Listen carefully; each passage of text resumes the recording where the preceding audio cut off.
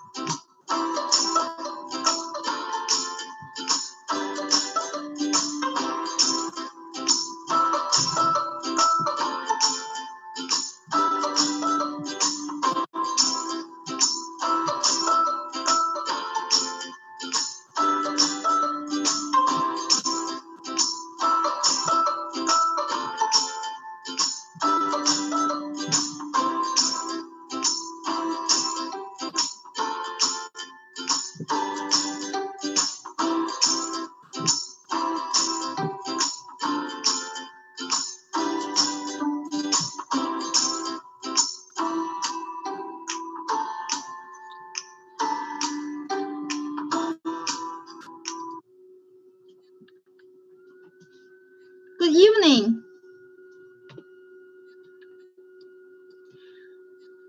I want to welcome you to the IT Presents.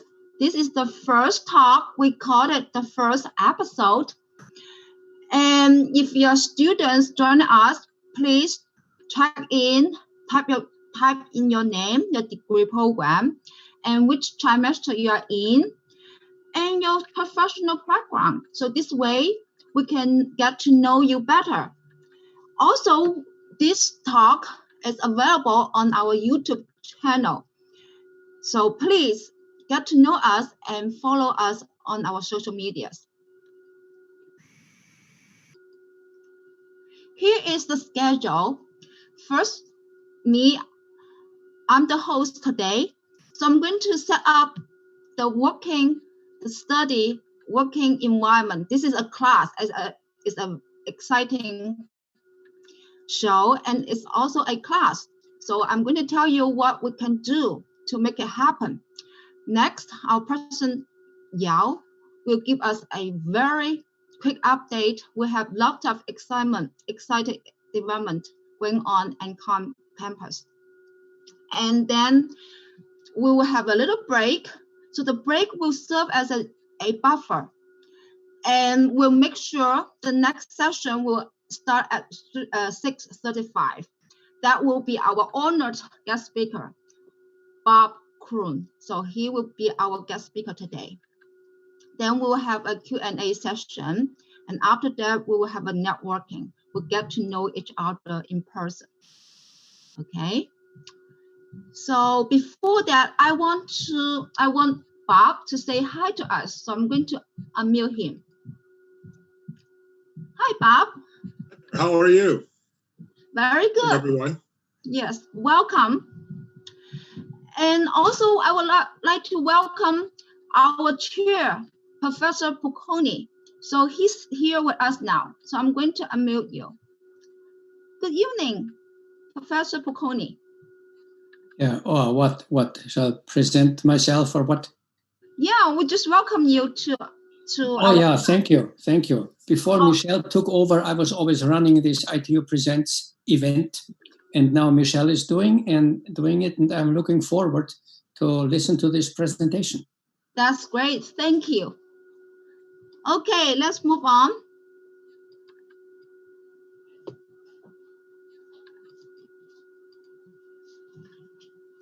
Yes, as what Professor Pocconi said, ITU Present has a long history. It can trace back to the very beginning. It was a joint seminar and first created and taught by our ITU founder, Dr. Shipad Chan. Now the torch has passed on to a new generation. That's why our president, Yao Jin Chen, he has a very special personal bond with this class. In fact, that's what he will be very closely involved with every talk, and he's going to give us a conversation later on. Now, ITU presents in a little fancy format. We say, enjoy ITU's TED Talk style series while earning your degree credit. So how does it work? What does TED Talk style mean? You know, TED Talk is very popular and it has some secret recipe behind the scene. What is that? There are 3 recipes. One is emotional, the other is novel, the third is memorable. People will remember something to take away. And for our talk, it's by design, we integrate these 3 features in our talk. First of all, the speaker is going to share their real life experience with us, their early career struggles, strategy, and achievements. And you can see this is somehow like the Hollywood movie. You know, the hero's journey, right? It's the journey of transformation. Everyone wants to become a hero at the end, and we all want to know how we can make the transformation happen. That's why it really relates to us emotionally. Second is novel. We tie into this Silicon Valley. It's the epicenter of innovation. It's all about emerging technologies. It's very exciting, right? And last, it's going to be memorable. What people can remember for a long, long time. It's about the impact. It's about the relationship. It's about how to help students, help us, both personal and intellectual development. So by design, we integrate all these 3 recipes in our talk. I hope we'll enjoy the talk today. The next one is earning your degree credits. How does it work? That means we have to fulfill certain requirements. And as you can see, we have course learning outcomes. And these 3 learning outcomes is echo with our setting. And it will relate to the speaker's unique journal. And then after that, you're going to explain highlights from each talk. What caught your attention? What triggered your curiosity? And then you're going to research further. And then at the end, after a serious talk, we're going to put it together and evaluate it and make it a in-depth, cohesive final report. All right, so this is the whole setting. Of course, we also need to have assignments, and then we'll have a tendency policy. But as what you can see, all this is a process, it's a framework to put everything together. We have guest speaker, we have students, we have our president, we have a professor and faculty. But everything put together, we need people to play out their roles, to fulfill their expectation. So what are the expectations for speakers?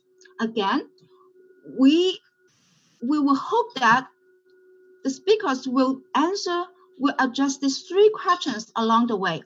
The first one is about their unique personal journey. So it's about happened in the past. And the second question is about what's going on now. And it relates to our talk. Our series is emerging technologies. That's how we make all the talks relate to emerging technology, exciting things going on. After that, the third question is about the future, right? It's about trend and future.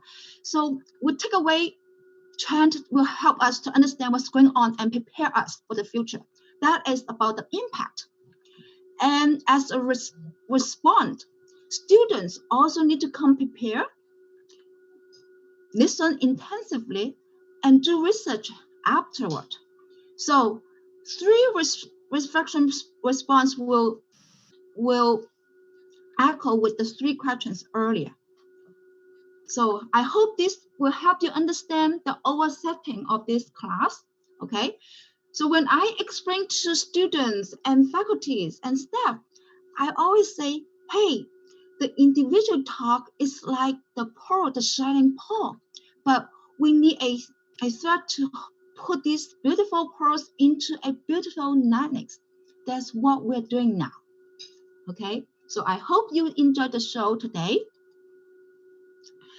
But before that, let's welcome our president, Yao-Jin Chen, to give us exciting campus update. Okay, thank you. So let me unmute our president, he's here. And Chen, President Chen, could you start your video so we can see you? Okay, here we go. Hello, everyone. Thank you for being here. As Michelle said, this is very exciting for me because, as Michelle stated, my father, who was regarded as a phenomenal teacher by all of his students, where he taught at University of Santa Clara for 30 years and then started ITU. The only because he was president at ITU, the only class that he continued to teach at ITU was joint seminar, which he created in 1994 when ITU was founded. And he taught it from 1994 until he retired.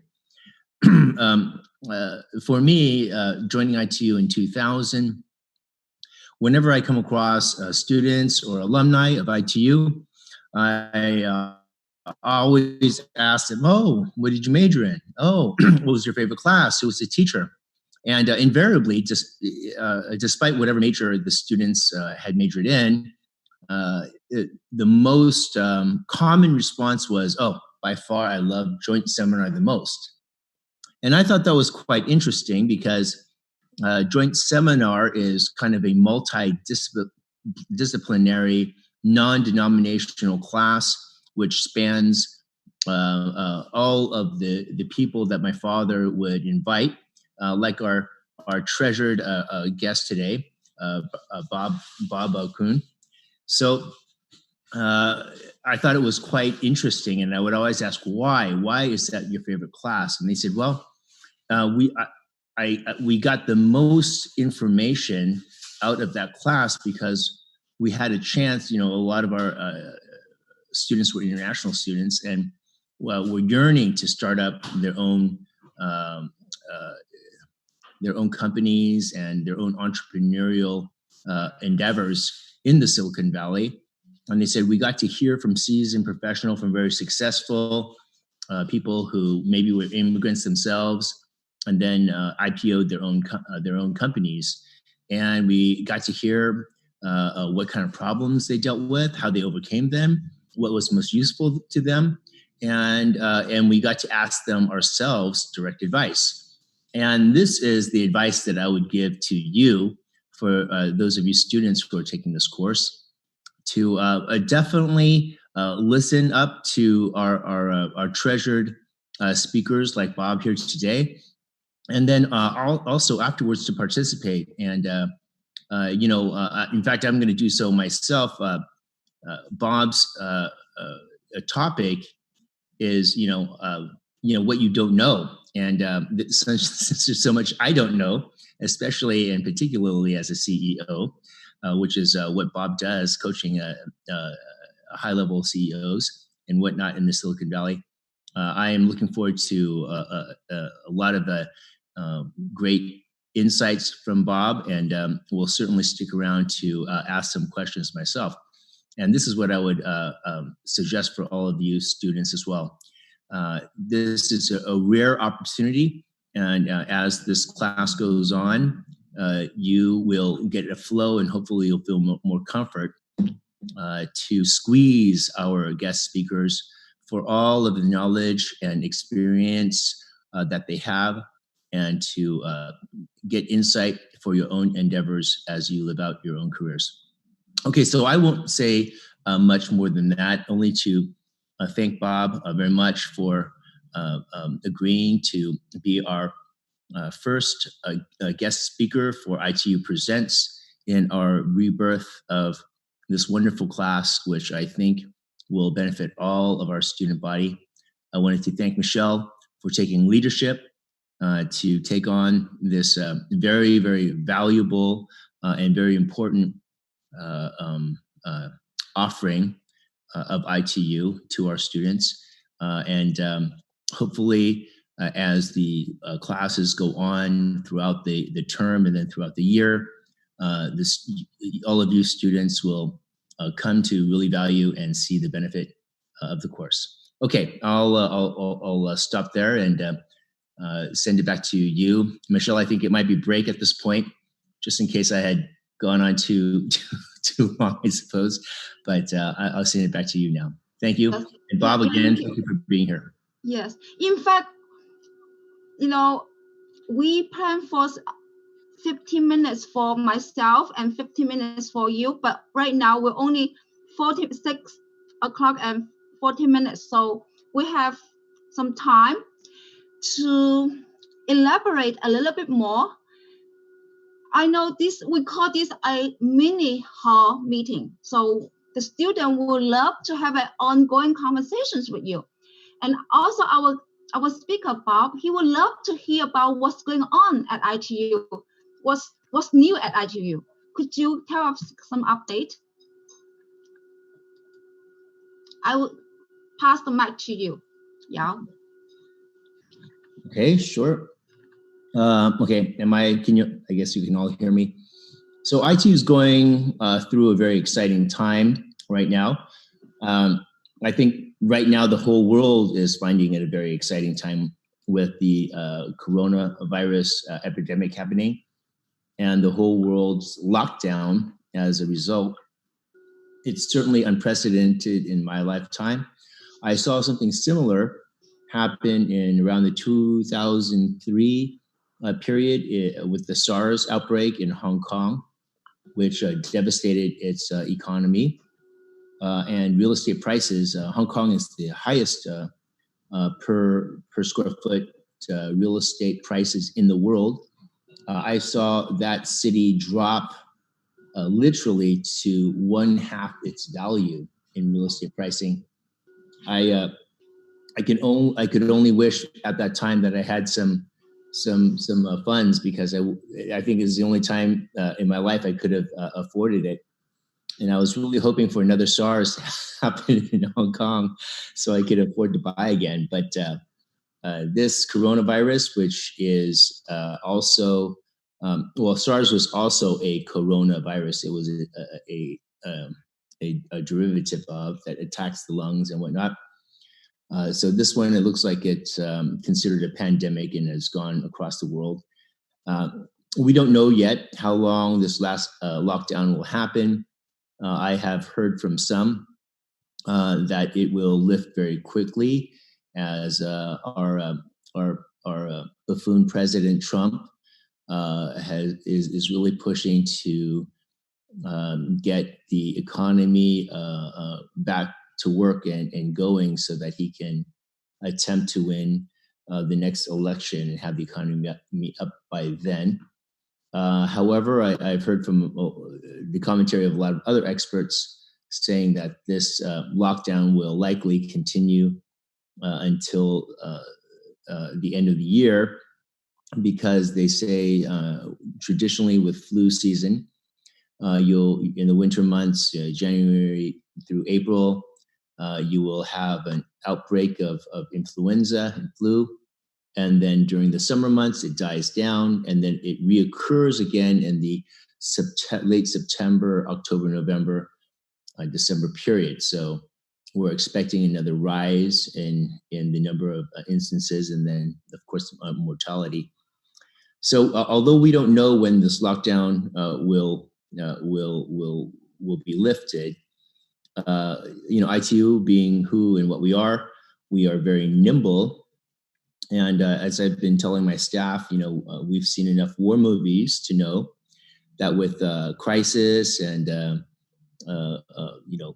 big trauma, there always remains opportunity for those who are nimble and capable and ready to recognize it and take advantage. So that's what we are doing, and we feel like we're in a pretty good state right now because we have always had a very strong focus on our technology platform, the EMS. The platform actually, to be honest, is not even, say, 20% of what I envisioned it to be even 2 decades ago. And although that's kind of disappointing, the truth about it is we're so much further along than everybody else that it was absolutely easy for us to transition into a state to having all of our classes online. We felt no pain in doing that at all. And now, ITU has moved from the 2711 North First building to share a space with Singularity University on Mission College Boulevard. We're now better located and in a better building. However, with the coronavirus still happening, it doesn't really matter where the campus is right now. So what's more important is how we do what we do and how do we adjust to the times. So we are looking now on initiatives at ITU to improve the technological platform with our new CTO, Dr. Mamoon Samaha, and to build in functionalities like, for example, we may implement, if we decide after a quick study whether it's necessary, to have our own Zoom type of platform built right into the EMS. And we're looking at all other things like seeing if we want to embed some software design type of tools that we would commonly use, for example, in digital arts and other departments.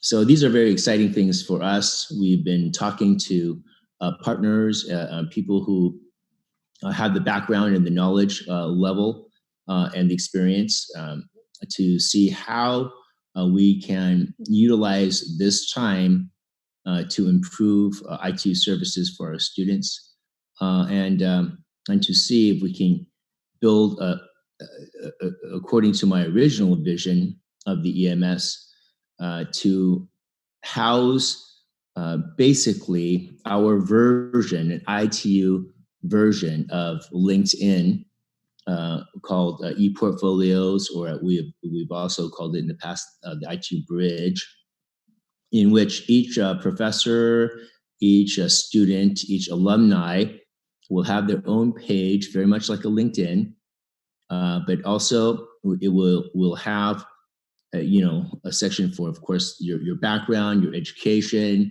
your interests and whatnot, but also further down the line, your skill sets.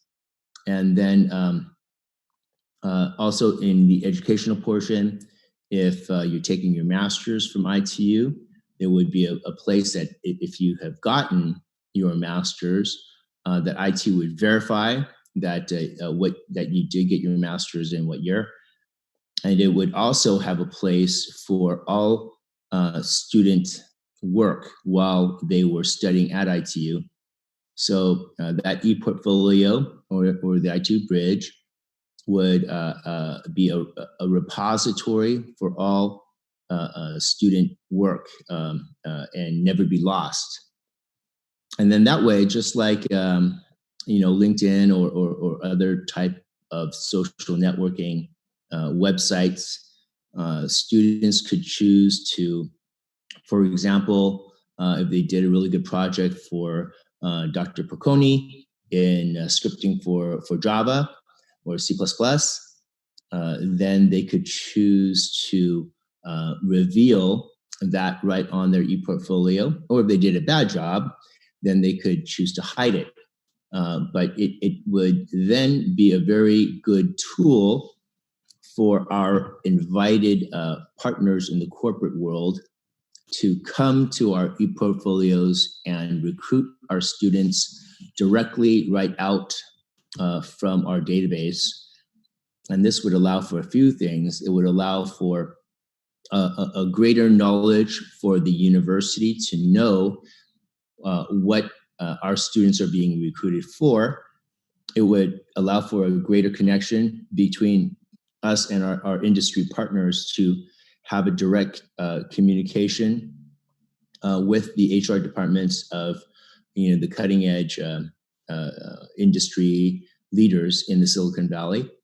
And we could also data mine and request from them to know what kinds of skill sets specifically they would be looking for in the next term, in the next quarter, in the next 3 quarters, 4 quarters, 2 years, so that we could plan our curriculum, our present and future curriculum accordingly.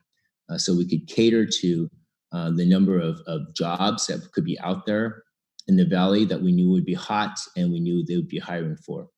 So these are some of the ways in which we will utilize our technology platform to benefit our students and our alumni. And the students who are here now, as you become alumni, this platform will be there for you in perpetuity, so that always stay connected. When you have something to contribute, and please contribute back to the university. And let's say you make a job change or you're tired of your job, you want to do something else. Again, come back to the ITU bridge and put yourself out there so that you can be picked up and hired somewhere else. Meanwhile, ITU Presents is a part of a new format of our curriculum called ITU Nuggets. Traditionally, ITU classes run 3 units per class, which is basically 45 lecture hours. ITU Nugget is a new innovation in which the shortest class length is 1/3 of 1 unit, which means with just 5 lecture hours, a course could be created very quickly.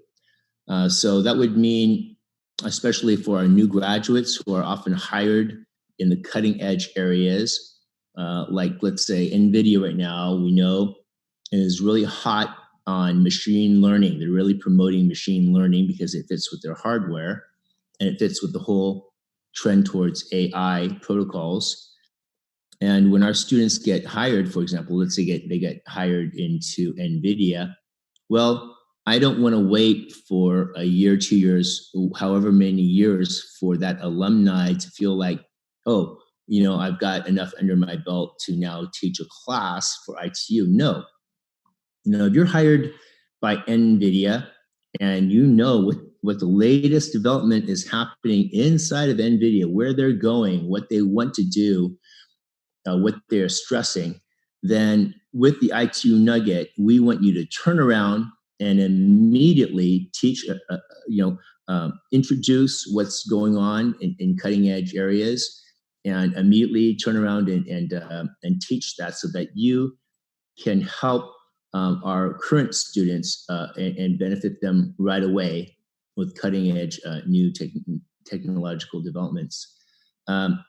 So hopefully this new Nugget structure will do what we all plan for it to do, which is to wrestle up a lot of interaction between Silicon Valley industry especially in the area and actually only in the areas of the hottest, latest new developments, and in between our old alumni and our newest alumni who get hired. So that's what we have planned for our ITU students and our alumni.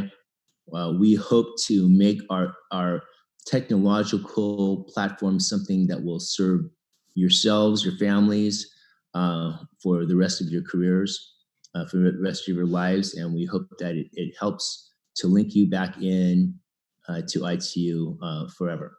Okay, so I think I've said about enough there. I hope I've taken enough of your time now. Michelle, why don't you take back over? Hey, thank you so much. You talk about EMS, you have a bridge, ITU's LinkedIn, and we have nugget structure curriculum coming up. And ITU actually is part of the nugget. Instead of we run weekly, now we only run 5 times a trimester, once every 3 weeks. So we make it very high quality in depth, and so students enjoy it. So talking about our alumni, I want to welcome Eric Palmer. So he just graduated last term. So I want you to say hi to people. Oh, I'm trying to unmute you. Okay, so Eric, are you there? Okay, sorry. And I also want to welcome today Patty. She is the academic leader and she's a distinguished faculty. So welcome. Thank you for joining us today. And also we have our crew. We have SGA assistants to helping us today. So a big team, a big effort is happening behind the scene. So we're going to have a break about 5 minutes, and then when we return, so we'll have Bob to give us an exciting talk. Okay, so right now, please take a water break and get relaxed and come back later. So during the break, I will play some music. And if you haven't checked in yet, please check in the box. Okay, thank you.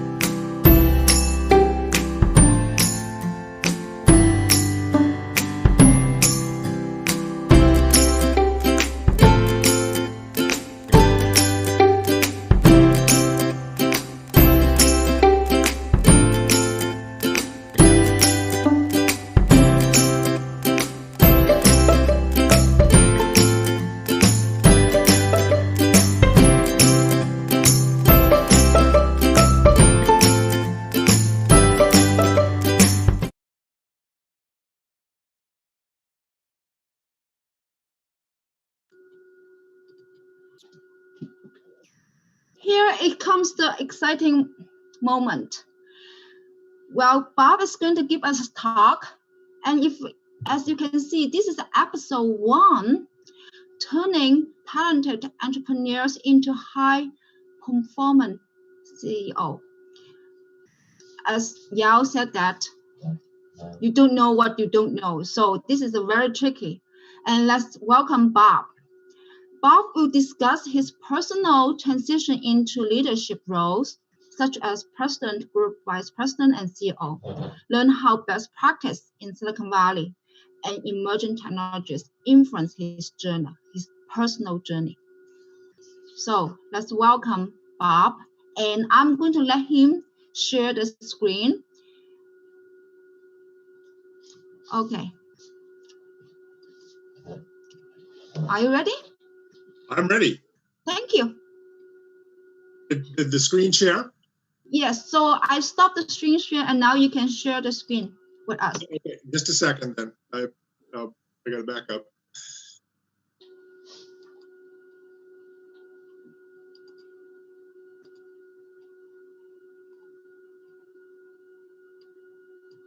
Okay, welcome everyone. Do you know what it's like to be a CEO? I can tell you that I didn't. And the very first time I took on the job, I learned that there was a surprise every day. And I also learned that I thought I knew a lot about one thing, but I didn't know much about anything else. I had been an engineer and in manufacturing, and I understood that, but I found out that I really didn't know much about accounting, human resources, physical distribution, other issues. I also learned over time that I don't care how big your organization is, there are typically 3 to 4 people that help you make big decisions and get things done. It's not, you can almost count them on your hand. I always think about the Trump White House. I believe it's the same way there. There might be 5 people that have real influence in what happens. Next, you learned that you are always on stage. And I made mistakes about this. There were times where I thought I was thinking out loud and other people took it as direction. And they started doing things that I never intended to have happen. I was just trying to brainstorm. And I had to learn at times to keep some of my thoughts to myself. Also, you have to be aware of your mood. If you're upset or angry, so is everyone else. If you're stressed, everyone else is stressed. Your mood will translate onto everyone else in the organization. Last but not least, I also learned that I needed a mentor. Since you're on stage, you can't always share what you need. Who do you talk to?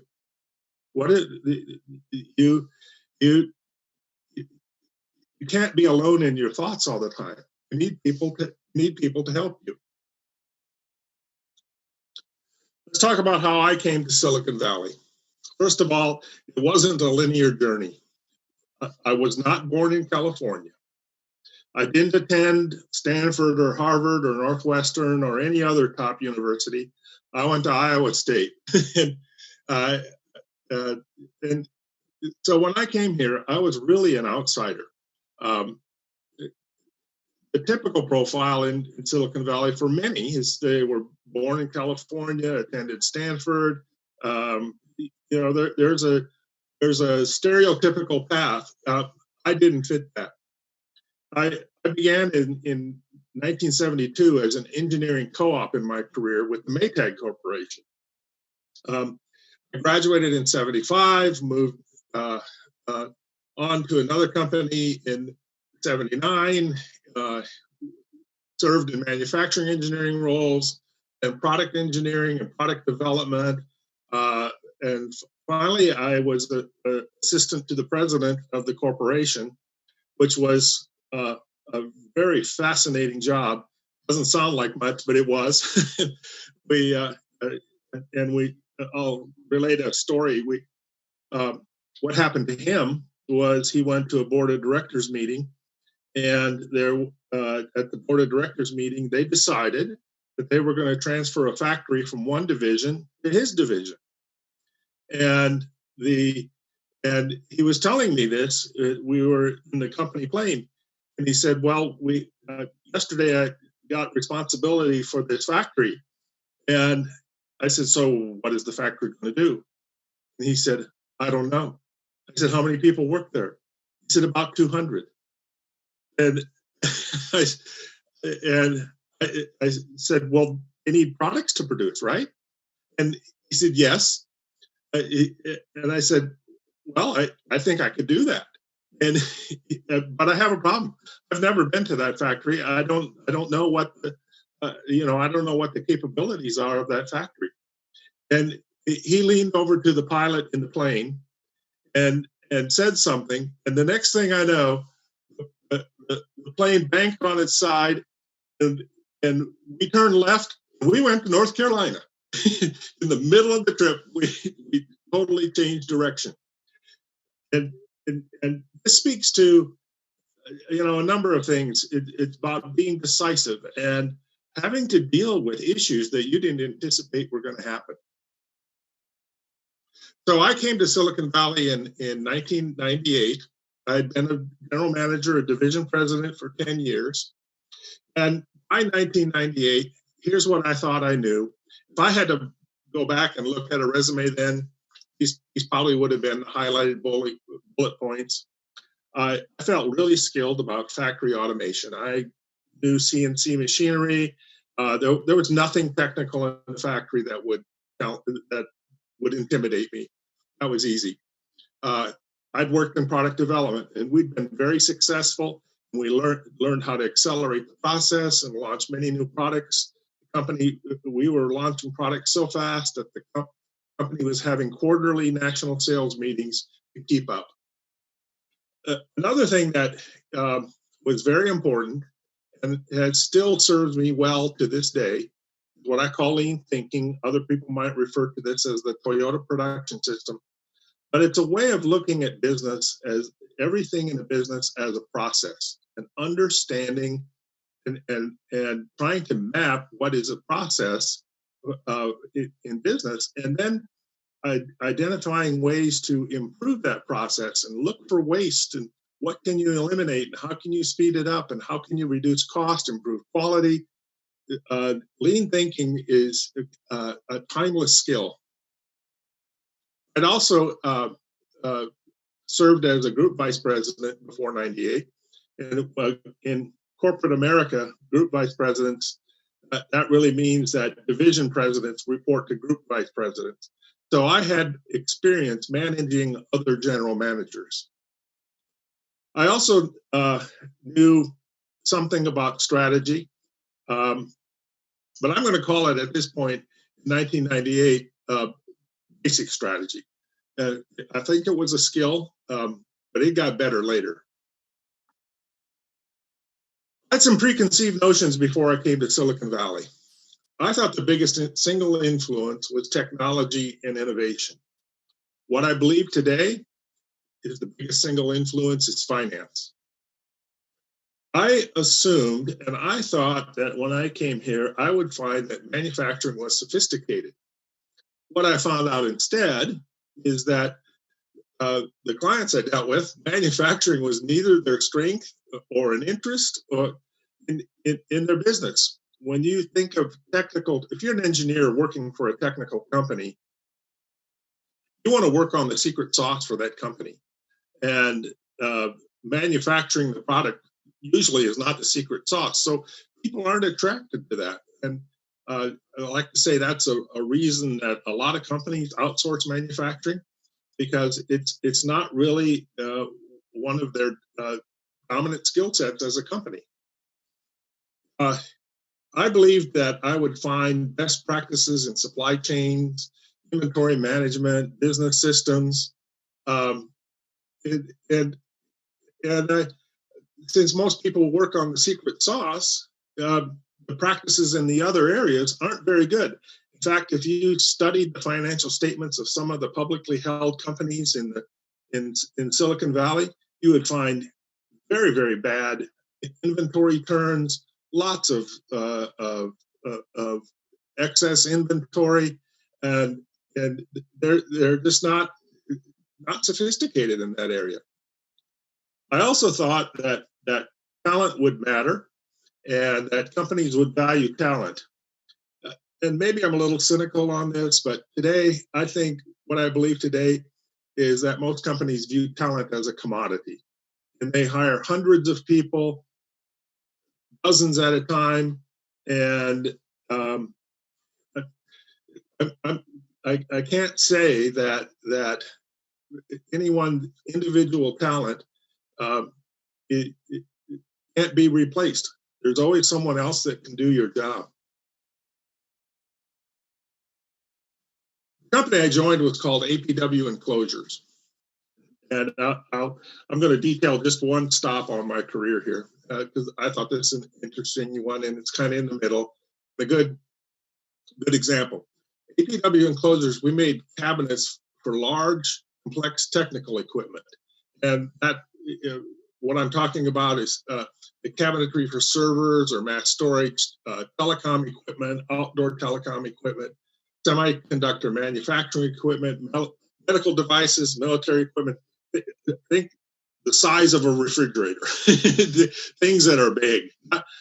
What we didn't do is desktop computers and more consumer commodity things. It was more the big stuff in the back offices of a technical company. But we did the metal work. We built the cooling systems, the power supplies, cables, and harnesses. We installed third-party devices. We did everything except the secret sauce.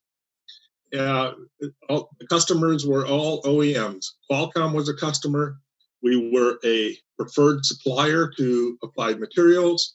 HP was a customer. IBM was a customer. Data General, Nokia, Ericsson, Cymer Laser. These were all companies that in the day were leaders in the valley. If you were also watching what we were doing, this was a business that was formed in an 18-month period from 12 acquired facilities in North America and Europe. When I joined, it was a $20 million business, and 18 months later, it was $300 million.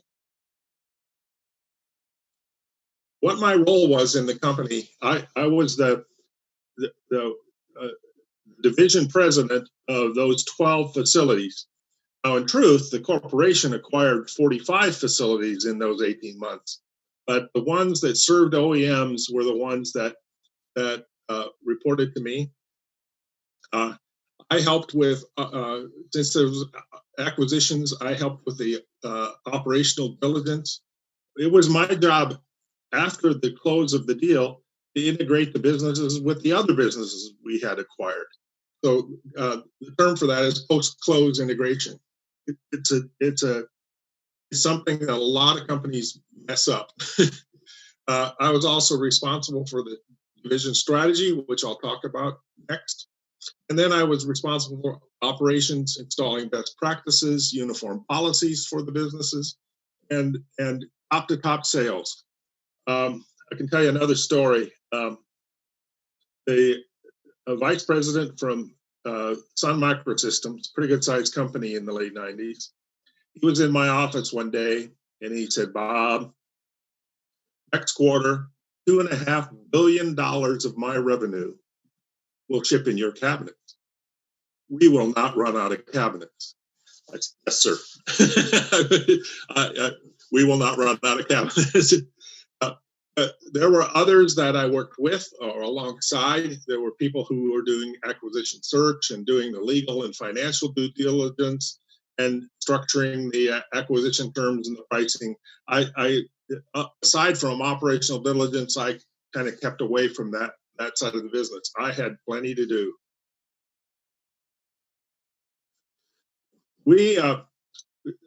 Today we would call this a business model. That terminology wasn't so popular in those days, but I cheated here. The target customer, the person who was important to us, was the purchasing or supply chain managers that work at enterprise scale OEMs. I use something like this in my coaching these days. When we talk about a target customer, it's got to be a person. It's not a company who. If you tell me that you want to sell your product to companies who do what, my next question will be, well, who in that company? Who would make that decision? Who has that authority level? Who can sign your check to make sure to buy your product? So a target customer is a person. And the important thing in developing business plans is to think about, once you can describe that perfect customer, what is their biggest pain point? And in technical equipment, the biggest pain point was being number 2 to market. Companies that go to market in a space in the number 1 position, the market leaders make lots of money. Number 2 companies make some money. If you're in 3rd, 4th, or 5th place, you're likely never going to make money. So time to market was a big deal. and we decided that was going to be the value proposition for our company, that you better do business with us if you want to get to market before anyone else, because we're the ones that can do that. Now, I didn't quite highlight this the same. We also occasionally had business that came from packaging design engineering managers. And they liked working with us because we had broad technical capabilities. So they could design the product and its packaging all in one stroke. But primarily, we dealt with supply chain people. So how did we make the value proposition valuable? First of all, we had through the acquisitions, a worldwide footprint. In those days, manufacturing in China hadn't really been invented yet, in the late 90s. And most of Asia was served from Ireland. So we had facilities in Ireland and in North America. We had a wide range of capabilities, which I mentioned previously. That meant that a company could come to us and it would build their supply chain. They only had to deal with us. They didn't have to manage several levels in the supply chain to get the product to market. We also had integrated engineering. And what I mean by that is we had a version of every CAD system that existed, and customers could talk to us in their native CAD language, and we did all the interpretation. And that meant there was no technical miscommunication. We also, this goes now to the lean thinking, we built customer dedicated work cells. For Sun Microsystems, we had a 3-hour lead time. And we would deliver multiple times per day. And that meant that customers were never waiting in a line, never competing with other customers for time on our equipment. The customer dedicated work cells worked magnificently. We also had invested in our quality systems. We had all the ISO certifications. We almost, I said near zero because I couldn't remember any time that we really had a defect. Yes, there was one. We had a cabinet that seemed to be rusting or something for Qualcomm, and it turned out that the issue was in Western China, and it was an outdoor telecom cabinet, and it was being hauled to its locations on camels, and camel dung was reacting badly with the metal. We were just astounded that particular day when we figured that out. Our customers, we also had just-in-time deliveries. We had without inventory. Lots of people today, they talk about just-in-time deliveries and they point to their inventory.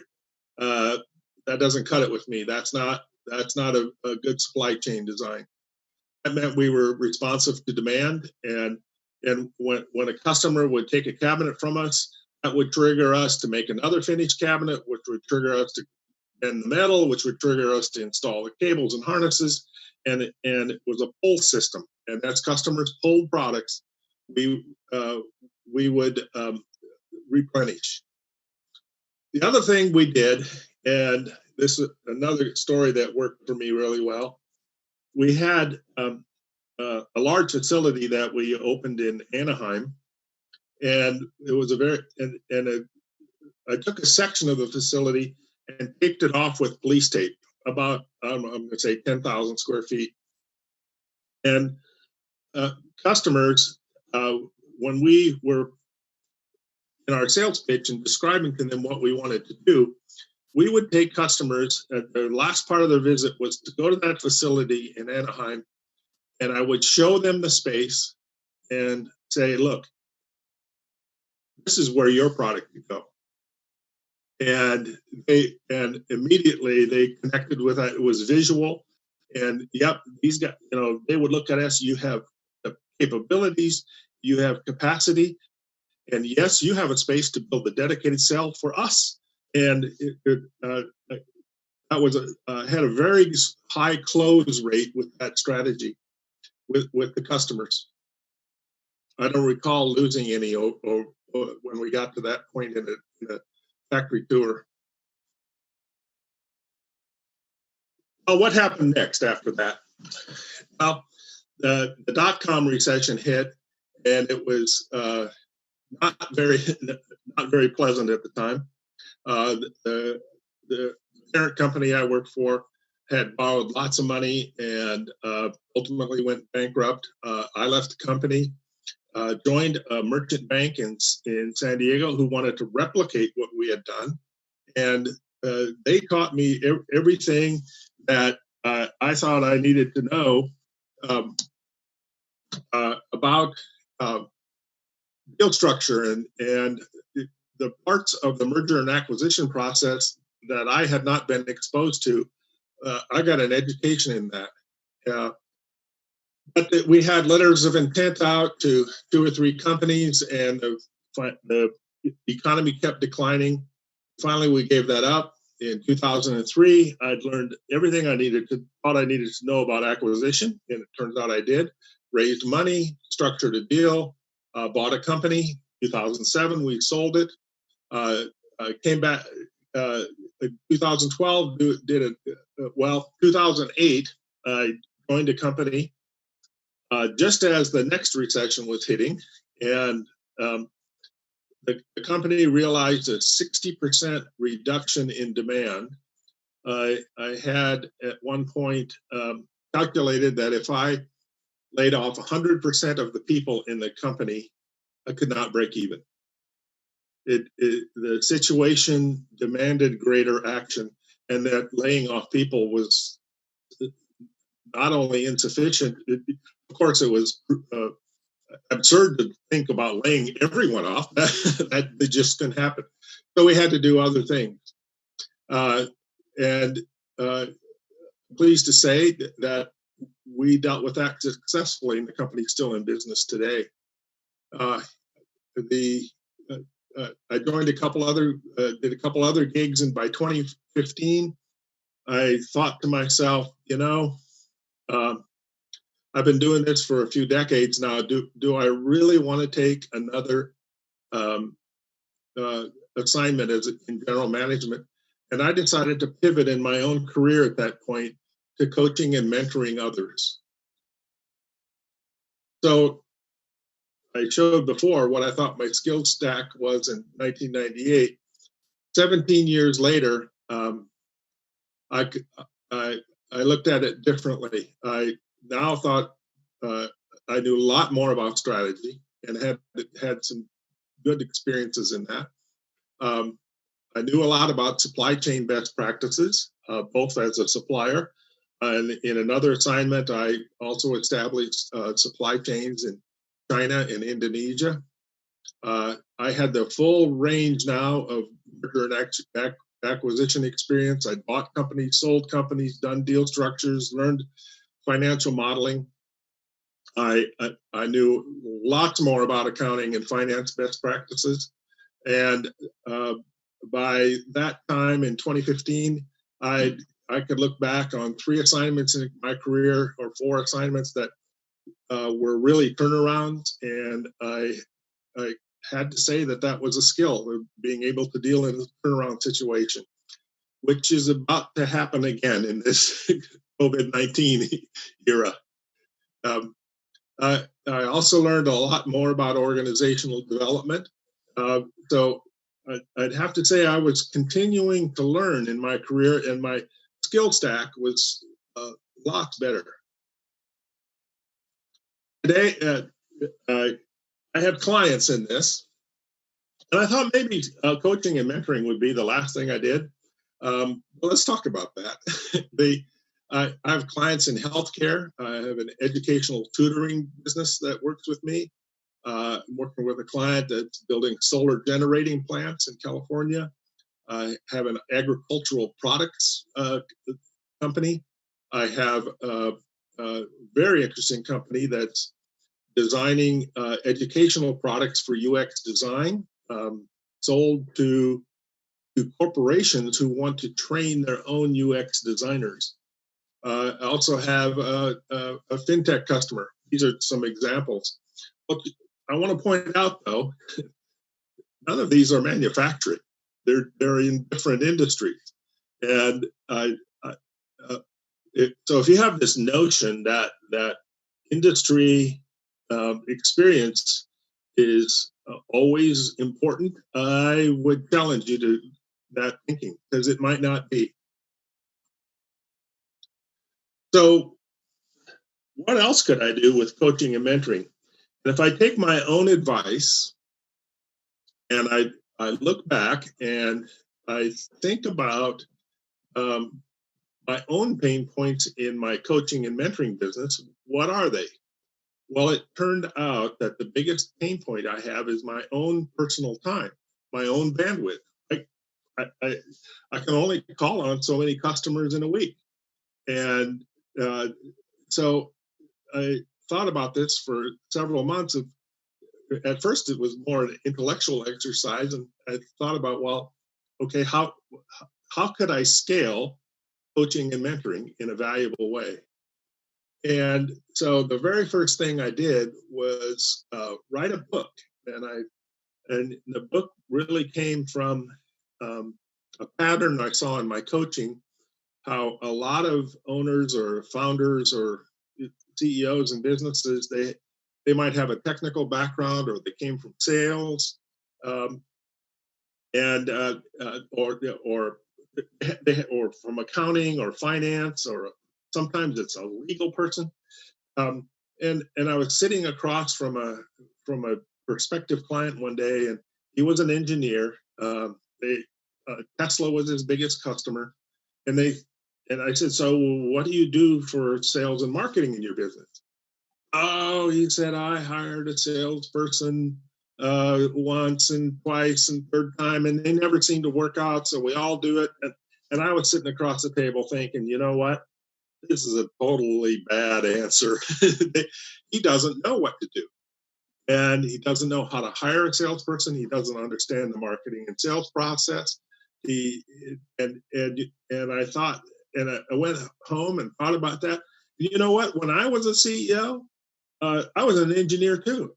And my own experience reflected that. I didn't know. And so I wrote a book called Finding Revenue: How Founders, Owners, and CEOs Lead Marketing and Sales. And it's not to turn somebody into a marketing and sales vice president, but what must a CEO understand to give direction to those people who work for them in marketing and sales? And that's the perspective of the book.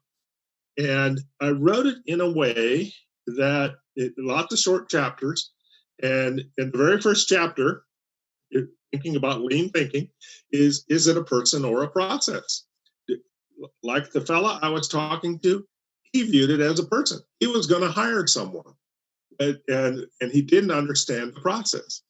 And so my argument, the premise in the book, is that marketing and sales is a process, and if you understand the process or can map the process, then lots of things fall into place. So that's the basis of the premise of the book. And I, at the end of each chapter, I wrote a series of questions so that an owner, a founder, or CEO could reflect on their own experience and their own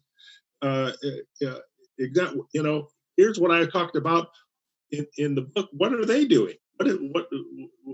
Where are their practices in marketing and sales in their business? But for me, it's a lot of work to write a book, and you don't make any money writing a book. I get a couple dollars a copy. You wouldn't do it if you thought you were going to make money from writing a book. What I really wanted to do was use it as a textbook and create self-study courses. And I have not completed all of that.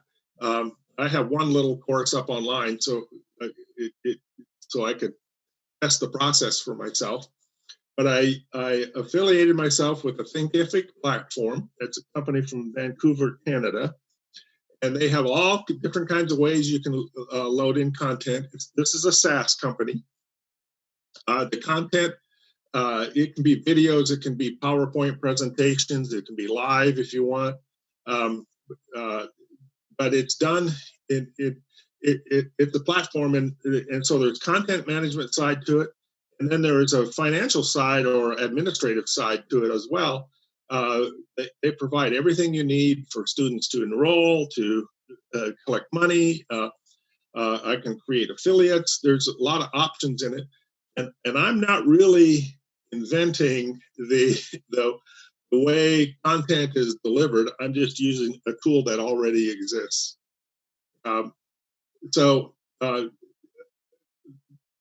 There's another aspect to this, couple aspects to this. In today's Silicon Valley, of course, the VC scaling is everything. Venture capitalists want to, they won't invest in a company unless they see a way to scale it, and they want the money that they invest to be used for scaling, not for development, not for parties. They want scaling. And so that's an important concept to remember. Secondly, and Thinkific supports this, an important thing is subscription pricing. If I sell coaching, I'm charging $200 an hour, and it's really kind of expensive. But if with Thinkific, what I'll probably do is put up several classes and let people subscribe for $50 a month. You can just take them at the pace you want, when you want, whatever, and that and rely on subscription pricing to make. And what that does is it makes it affordable. And this applies to other industries, other businesses as well. If you have a very high price for the product you sell, sometimes that forces you to deal with a person higher in the organization who has that purchasing authority, and it forces you to have a different target customer. It's much better if you can keep the price low and keep the approval levels low, and because those people are much easier to reach. Go ahead, try to reach the president of Cisco and see what kind of reaction you get. It's not going to happen. It's a very tough sell. So where's the next step after that? Thinkific allows me to create affiliate partners who can use the content I've created and create live study kinds of classes. So let's review this again. For $30, you can buy the book on Amazon, and I get a couple dollars out of that. And most people who buy a book don't finish reading books. That's a sad fact. I'm going to say that's the lowest level of learning you could have here. Self-study is a little bit better, but the very best way of study is to do it as a group, because you get to hear other people's questions and other people's concerns, or sometimes you're afraid to say you don't understand, and you don't realize that other people don't understand either, and the instructor needs to deal with that. So a live study is of course the most valuable, but any way you want it here. There's three choices in the way you can. I'll call it buy, coaching, and mentoring. Some final thoughts for you. I like to think that you are students today, and you are learning how to learn. Now, you might think that the content of your course is important, but take a little bigger perspective. By getting a college education, you are learning how to read, how to study, how to ask questions, how to be inquisitive, how to interact with others. And that is a skill that you should keep for the rest of your life. That's how you add additional skills later. That's how I added additional skills later to my career. So, but to do that, you have to have a commitment to continuous learning. You can't just stop at the time you graduate. You have to be, if you're not inquisitive and if you don't want to learn something, you're probably not going to progress very far in your career. I'd also say, for the sake of being a CEO, if you aspire to that kind of position or a broader managerial position, breadth is more important than depth. Being an expert at a single skill is probably not going to serve you very well. I'll flip that today. Let's put it in COVID-19 perspectives. Companies are going to be doing layoffs, and the most valuable people are people who can do many things in the business, because they can be shifted from one assignment to another, or perhaps jobs can be combined. People who are only capable of doing one thing are the least valuable. So I would encourage you to try to bring breadth to your career. Reach out to me. If you request connection on LinkedIn, mention ITU so I know where you came from. Here's my email. You can find my class and stand by later for more of them, but on experience.thinkific.com, and I have a personal website at www.experience.com. What are your questions?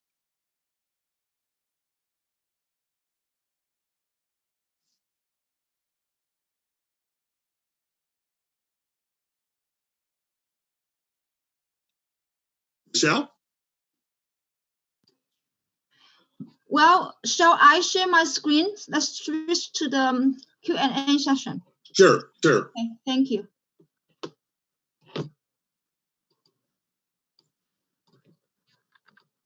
I have. There we go. Okay, so let me share the screen.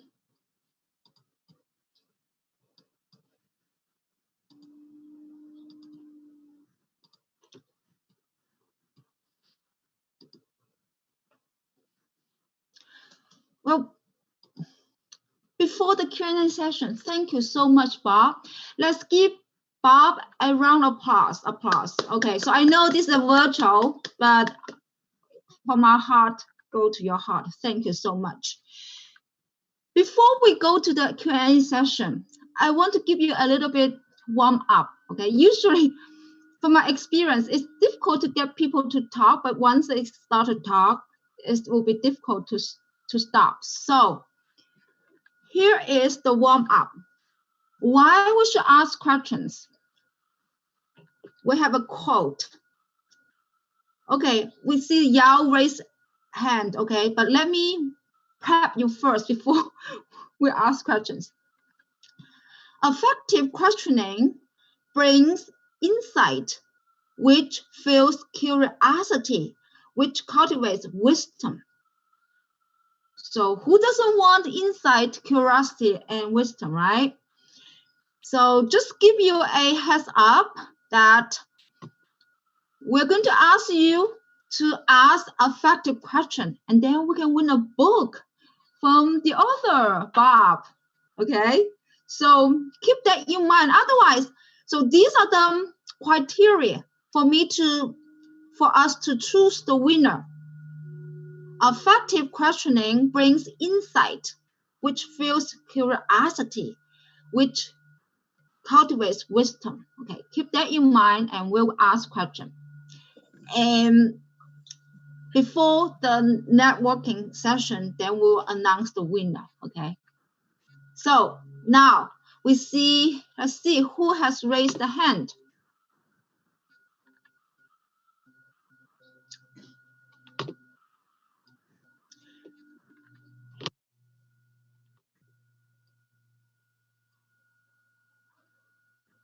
Okay, so now I'm going to unmute Preston Yao and let him talk.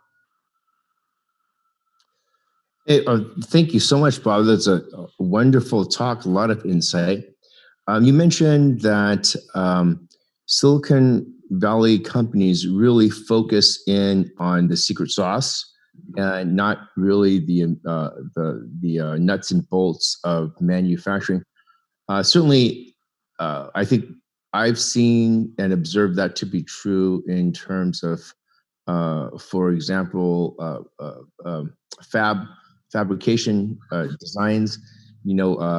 IBM and other big, AMC used to have their own fabs, in the Silicon Valley, and then they went fabless, and they just all became design houses over here, and then most all of the fabrication manufacturing moved over to Taiwan, and then and of course Japan, and then later to Korea, and then to China. And there's very few, chip fabrication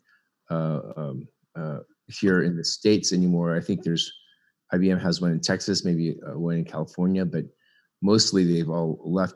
So, and then you also mentioned that in terms of the sophistication of, for example, inventory control and all that, Silicon Valley companies are kind of unsophisticated. They're kind of sloppy. But yet, Silicon Valley is known to have all these great companies that go big and create billionaires and blah, blah, blah. So does that mean, in your view, that manufacturing is not as important? Certainly, it does seem that the more sophisticated a work economy becomes, like for example China, they're also kind of following on in that all the nuts and bolts of construction, manufacturing, all that kind of stuff, the factories tend to go once the economy gets a little bit more mature to a service industry, and then manufacturing seems to get pushed to the next country down. Like China now, a lot of the pollution making factories and whatnot, they're going to Cambodia, they're going to Vietnam, they're going to Thailand, and China's kind of seems to be following that route where service industry then kind of takes over. Can you speak along those lines, please? Yes. Well, a little bit. First of all, I agree with you that the business model that's emerged in Silicon Valley is companies today have design on one end, right, and they outsource their manufacturing, and then they have sales and marketing on the other end, and the so-called tech company really just does those two things, and some contract manufacturing company does the rest. We're speaking of hardware here, right? Not particularly software. So, some way software is following the same model, in the sense that you use other people's tools, right? and or repurpose some things occasionally. But it's certainly in the hardware side become totally outsourcing. Outsourcing began in the U.S. space program, actually. NASA wanted to build all these things, and they didn't know where to buy them, and so they contracted some manufacturers to make things, and that was the founding of the contract manufacturing industry. And today, of course, that's grown to billions and billions of dollars. I don't know the actual number, but it's huge. And so it's hard to see the movie, but if you go back and look at it now, companies used to be totally vertically integrated, and that was the big to our parents and stuff. That was those are the kind of companies they worked for, were totally vertically integrated businesses.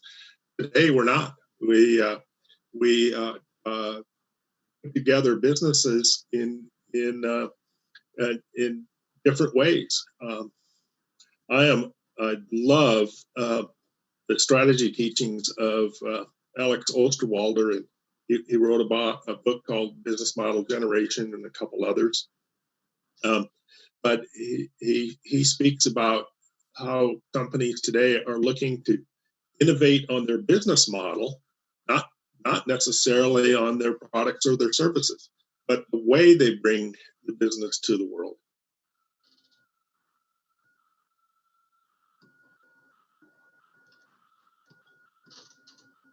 Okay, so shall we move on the next question? Sure. Okay, well, first of all, besides this Zoom meeting, we also have people watching us live on YouTube. That's good news. So now we're going to share a question from the viewer. That is Amanda Carissa. She said, "Thank you, Bob. Great talk. Would you think remote working would last?" I think since you talk about COVID-19, people with single skill will be likely lay off. So that triggered that question. So would you comment on this question? So say it again, Michelle. The question is, would you think remote working, right now people work remotely, will last during the pandemic and after? Yes, I do. If you read the paper last week, Twitter, for example, announced that everyone who's working from home today can arguably work from home forever and may never have to go back to the office in San Francisco. I think there are millions of people around the world who are learning how to use Zoom, how to be effective from home. Companies are reacting by creating online content, online training programs, and we'll not go back to what it was before. The model that emerges from this will involve a lot of remote working. There's a lot of implications to that. Commercial real estate's going to suffer. Might change the way, it actually might improve traffic. Who knows? But it happens. Things like this is very dramatic, but it's happened before in recessions. And there's a trend, and we have for several years. We've been talking the talk about remote working, and slowly but surely, more people were doing remote working. And all of a sudden, necessity now means that a lot of people have to do remote work. And that has completely changed the landscape. My tutoring client that I was talking about, she took her entire business of tutoring and put it online in 2 weeks. And you think about that, you have to be very decisive, fast moving, and it just totally accelerated the change. They'd been fooling with online learning for 2 or 3 years and it had gotten nowhere. But when COVID hit, suddenly that concept accelerated. Yes, you are Can I answer absolutely. your question, Amanda? Yes, she's online, so she will not be able to tell you if you answer her question. But I would say great answer. And in fact, I'm a big fan of CBS this morning. The other day, they give some good tips about how to thrive in online conferencing, right? So one of the trick is like, okay, you look at the camera, smile, and nod with to respond to speakers, even though you cannot say, right? Most of the time you mute the microphone, but you can still nod and smile and respond to users. So that's a good thing. But when I listen to your answer, that triggered me another question, okay? A follow-up question. You know, when people are working from home, things will change. Good thing is it will reduce traffic. But the other thing will change is about the company campus office. What is going to happen? For example, Google is supposed to build a huge campus in San Jose. Do you think it will continue or not? Well, it's hard to say. They may be committed where contracts are issued and whatever now, but I cannot imagine. I read someone said in that the Salesforce Tower in San Francisco is going to be the last great building ever built, and that for a long time we may have a surplus of office space available. I also hear that the concept of the open office, where dozens of people are packed into a small space, that can't happen going forward, and there may actually be a return to the cubicle.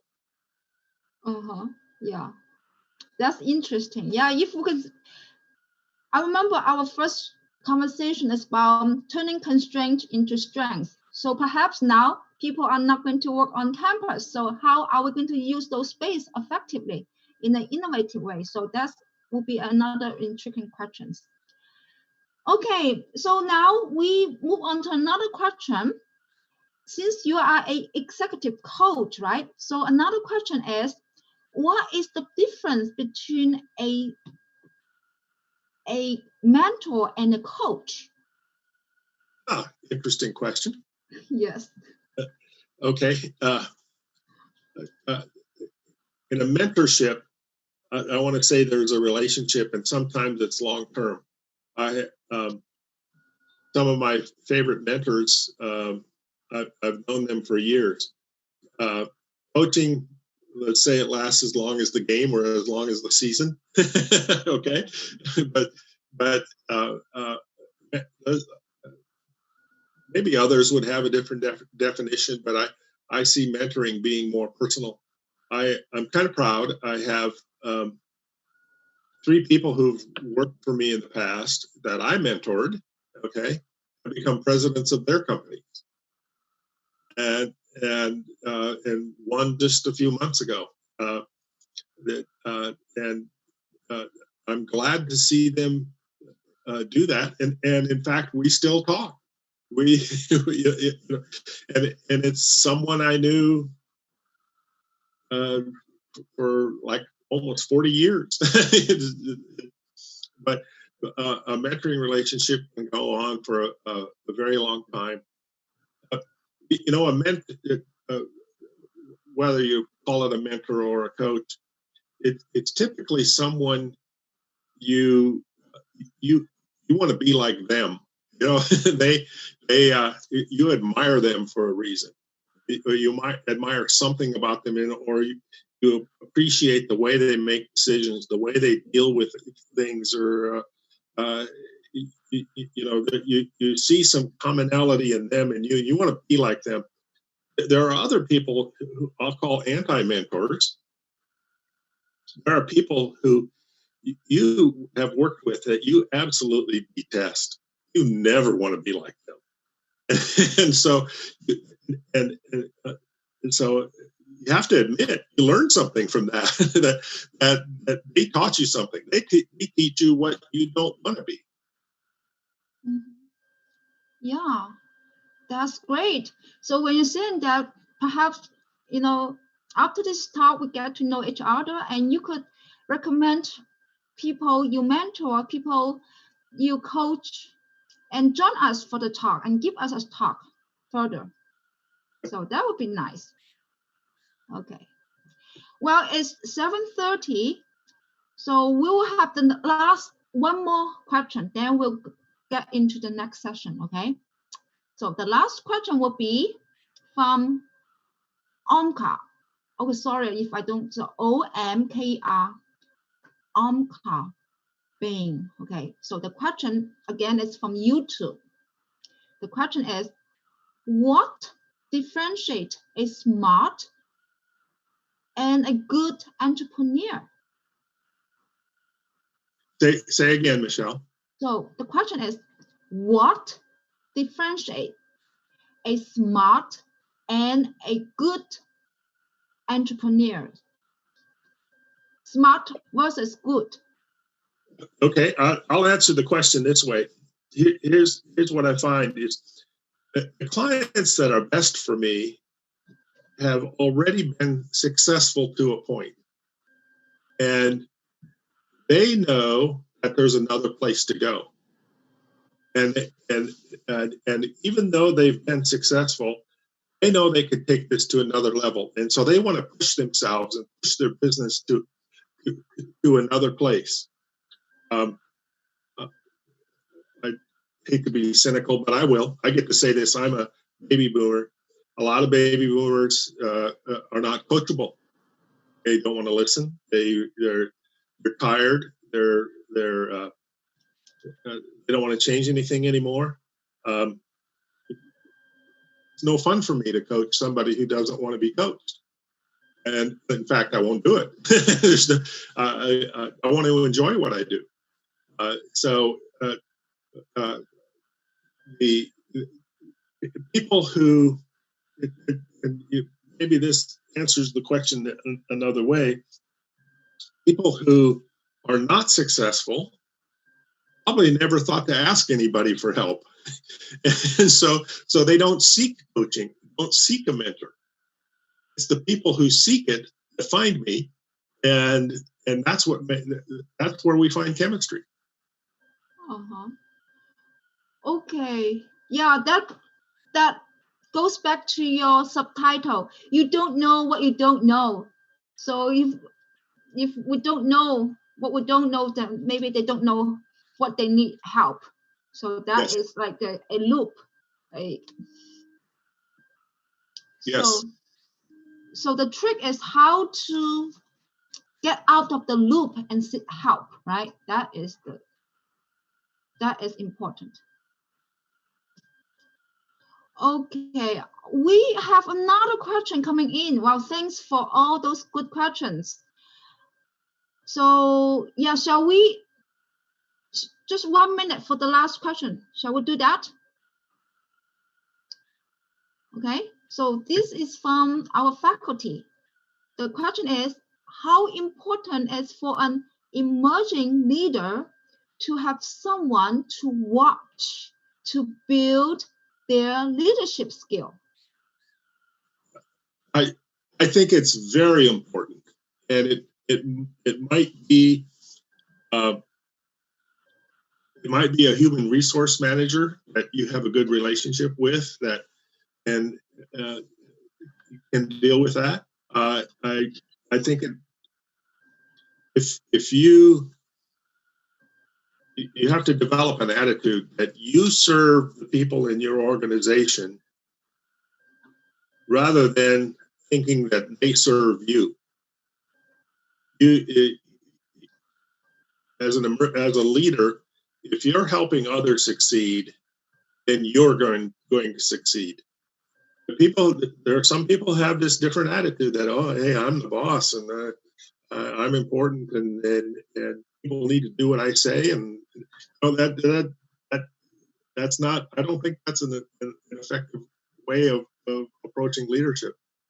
and it takes some time. You need to learn communications. I think it's very important to I'll list some examples. Have a staff meeting every week, and talk so people know what's going on and they can talk with each other. I think it's important as a leader to have the staff meeting devoted to tasks that involve the whole team. And then at the other end of the week, you should meet with people individually to deal with their individual issues. Sometimes this boils down to just your simple personal behavior that you have. I also say that you have to have a good sense of right and wrong, and because the law doesn't let you get away with sexual harassment, or Uber has 400 and some lawsuits that they have to deal with. That is like unbelievable, and so you have to have I think to be an effective leader, you have to know what the right thing is to do and how to treat people. But that's my viewpoint. Okay. Yeah, very good. So we appreciate all the questions. That means people are engaged. And before we go to the next session, I want to wrap up, because the final session will be networking. Again, once people start to talk, it's difficult to stop. So here, that's one big point I want to emphasize today is impact can be in a different way, but in a simple formula is about capacity plus relationship. Okay, capacity plus relationship, just like Bob just said that, leadership is also about coaching others, mentor others, and make a difference in others' life. So I think we tried this at the virtual new student orientation is to take a screenshot. I would like to stick to this convention. So if you could start your camera, please, and then we can take a picture together. Okay? So I'm going to put, can you see the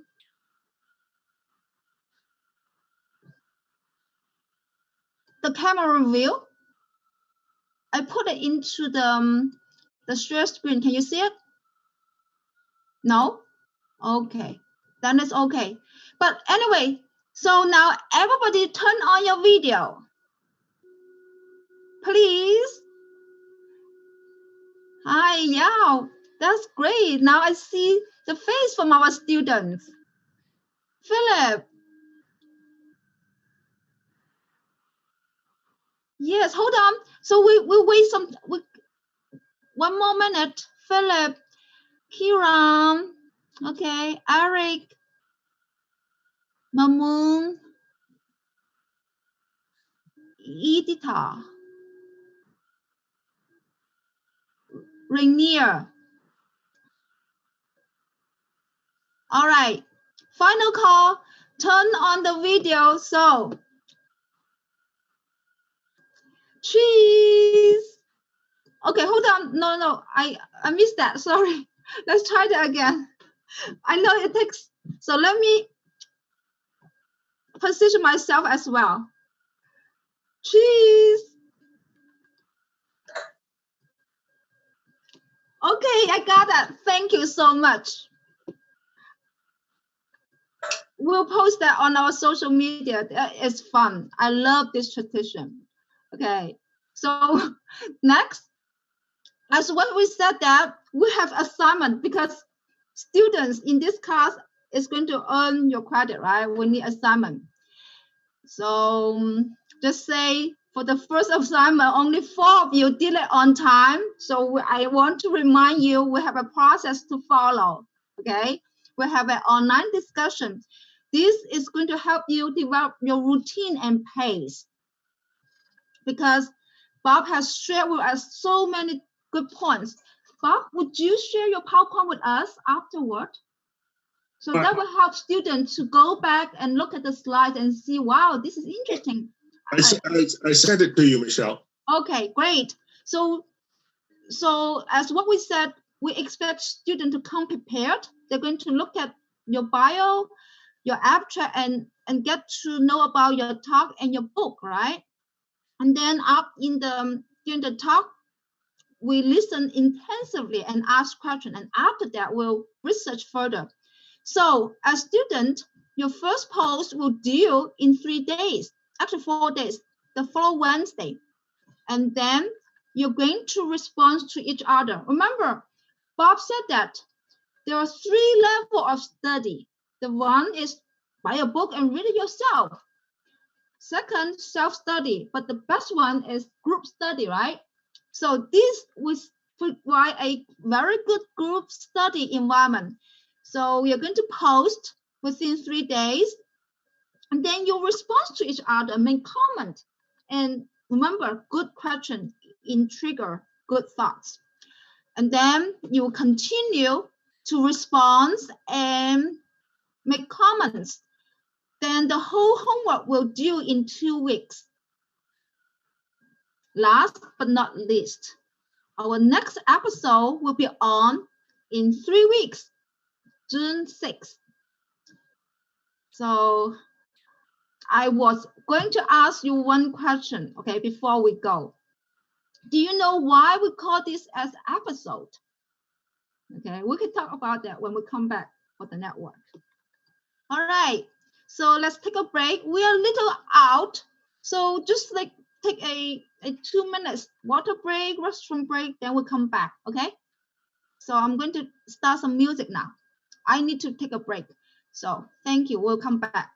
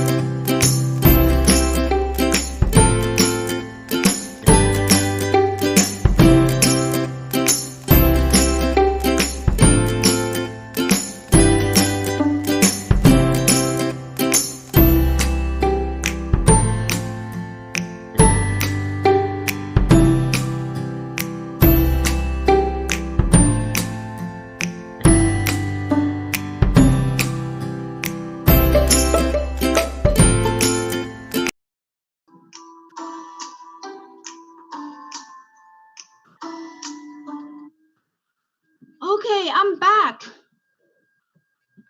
Are you back?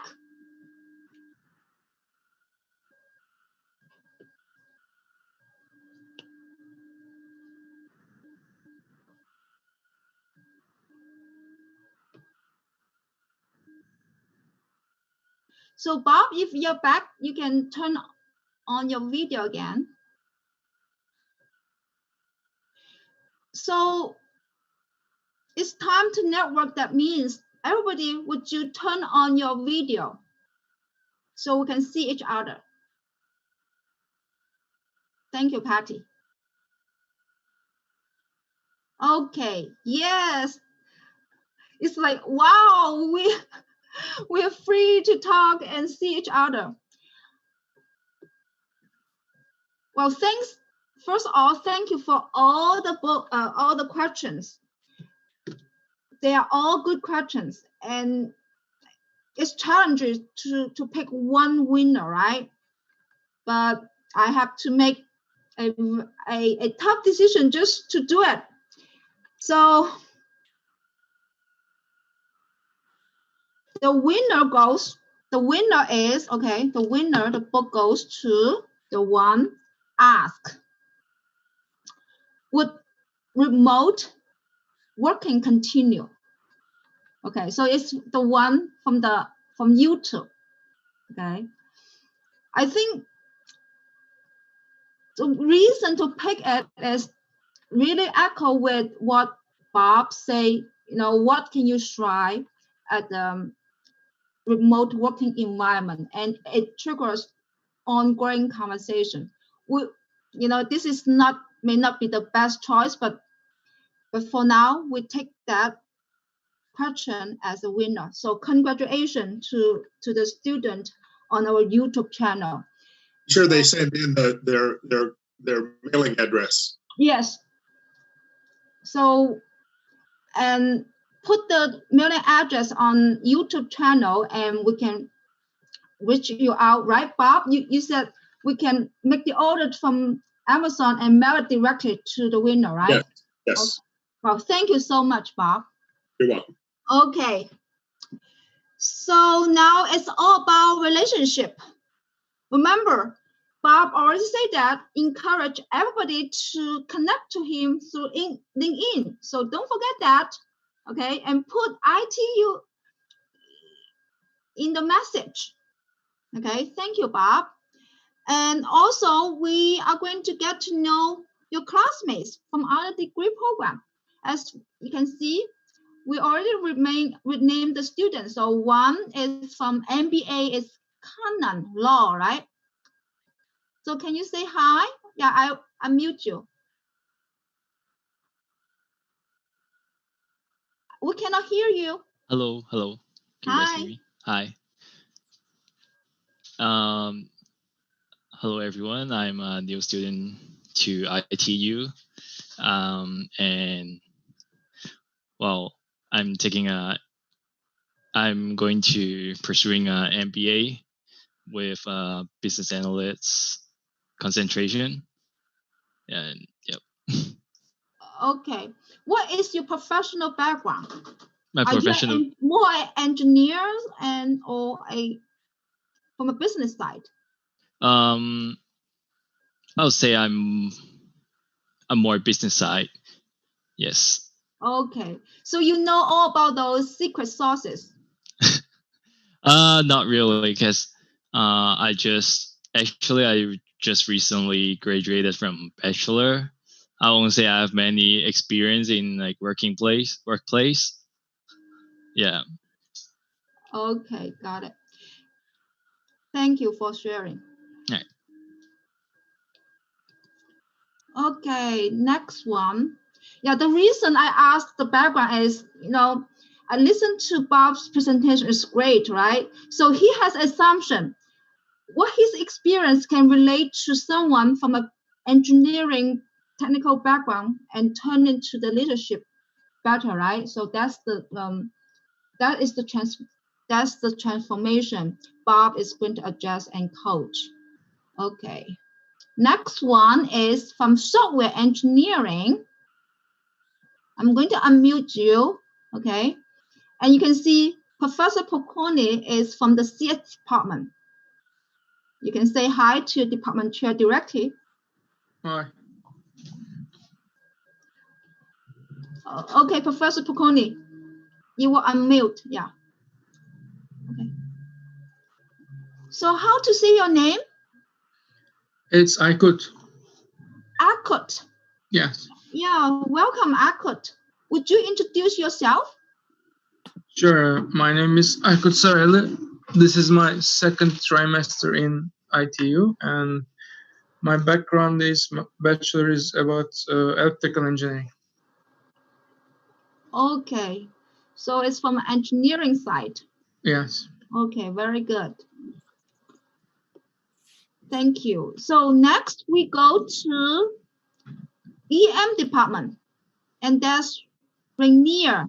Okay. So would you? Okay, good. I was asking. Hi. So I'm Rainier Renzo Santos. I'm taking engineering management. My background is mainly in finance. MBA and finance. No, engineering management. Okay. But before studying, I was doing finance. Okay, that's good. So yeah, EM department is like a interdisciplinary, so it connects the business side and the engineer side. So welcome. Thank Good you. choice. So Bob, did you try to say something? Yeah, I said that was a good choice. Very good. Okay. So next, let's go to Edita. Yeah, you can. All of us can keep our video on now. So this is a social time. Okay. My name is Edita Corona, and I'm studying business analytics MBA program at ITU. And my background is psychology and business. Wow, that's good. Psychology and business. We know like psychology is making a big influence to a lot of things. Yes. Basically, I'm also ICF coach, but yeah, so also a kind of in this like a coaching mindset. So it was very interesting to hear and listen to you both. So would you turn on your video? I cannot currently, but I'm with you. Okay, yeah, let's do that next time. Yes. Okay, so next, okay, I think we already went say hi to Kana. Okay, who else is from DA, right? We have student from DA department.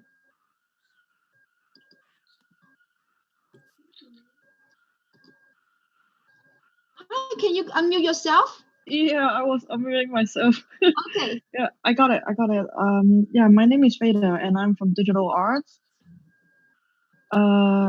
This is my third trimester, and I'm a UI UX designer in Silicon Valley now. Yeah.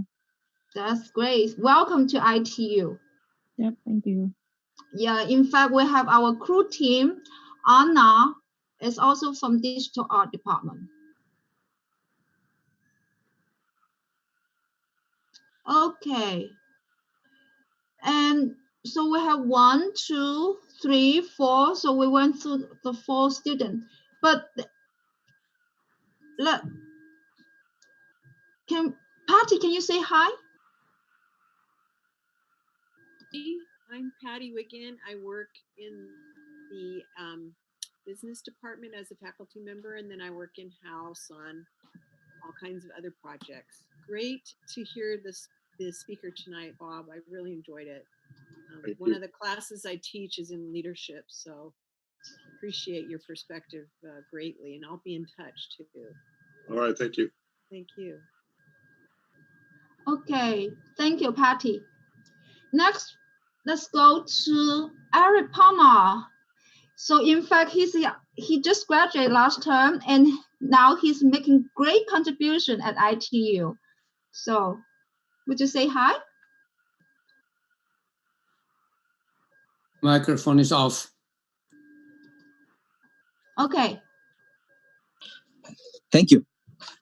Yes, my name is Eric Palma. I just graduated 1 month ago from computer engineering, and I'm very happy to be on the team.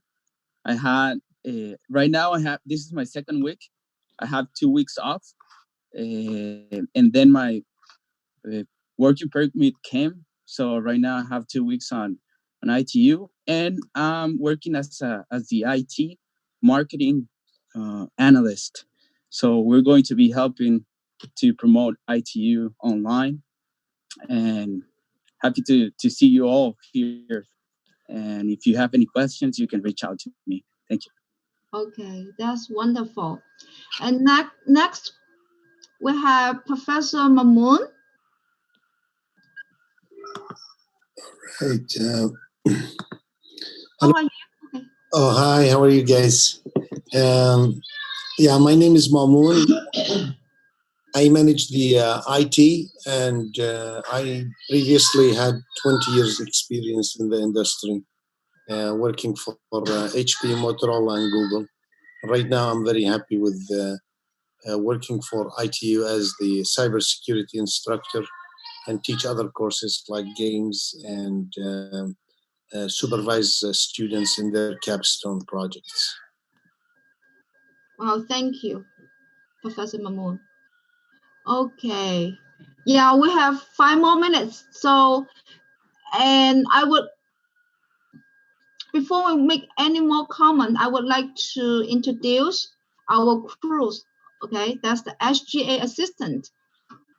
Anna, would you turn on your video? Anna.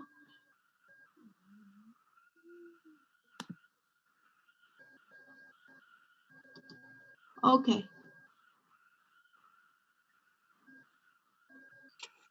Yeah, actually they are busy working on the scene, relate people from YouTube to here. So how about Johanna? Okay.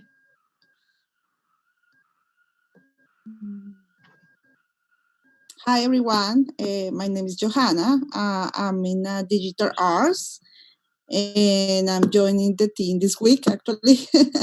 I'm very excited. The idea is to promote this and in the platforms and to increase the audience in YouTube and give this an opportunity to other people to see it live.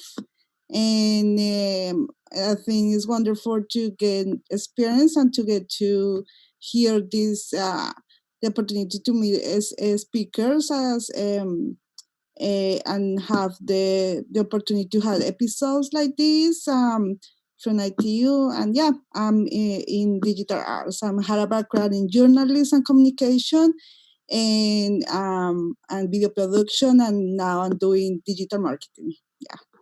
Yeah, wonderful. Yes, so both Johanna and Anna, they are from digital art and they're doing great contribution. Last but not least, I would like to introduce Kiran.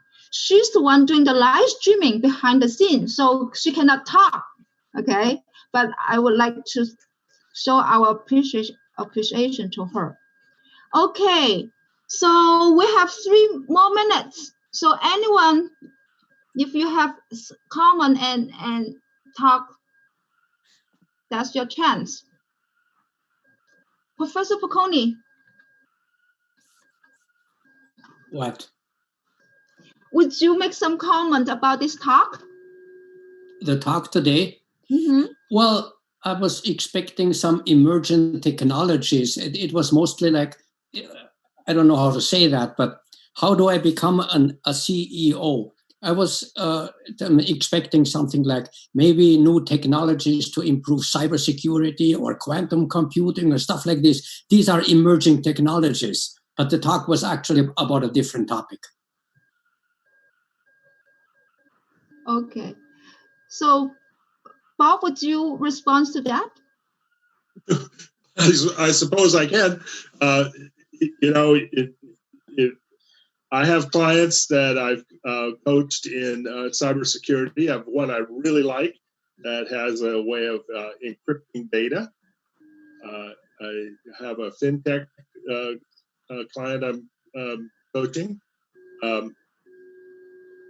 I guess I didn't choose to talk about AI or any of the other technologies that make a lot of noise in the newspaper. Because what I notice on the ground is people doing other things. Okay. Well, it was a very interesting talk. I just expected it slightly different, the topic. Thank you. Thank you very much. Yeah. Yeah, thank you. Yeah, I think Bob today, he's turning point, the hero's journey or the journey of transformation is really from engineer to businessman, how to run business. So the assumption is, well, the CEOs, the leadership, they are already very good at emerging technology. Then now what? What's next, right? So, but in the later talks, we'll focus on more about emerging technology in the industry. So that's why this is serious. The series gives us a chance to look at it in a different angle. Okay. So thank you so much. Thank you. Thank you all. Yeah, so it's 8 o'clock. I hope you enjoy tonight and have something remember to take away. Okay. So that is the secret sauce from Silicon Valley. Okay. We'll see you in 3 weeks. Thank you so much. Thank you. Goodbye.